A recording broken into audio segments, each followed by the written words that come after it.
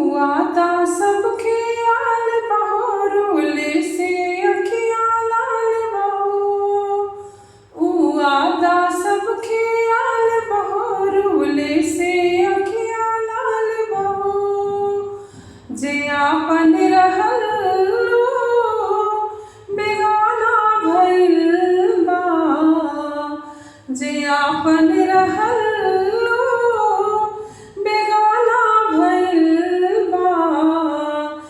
सनम दूसरा के दीवाना भइल बा। सनम दूसरा के दीवाना भइल बा। जे आपन रहल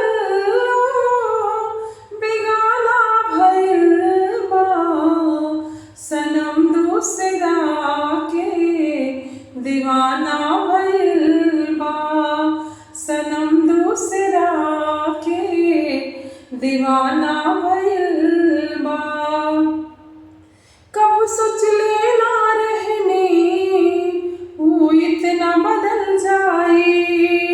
हो धड़कन में रहे वाला दिल भी से निकल जाई।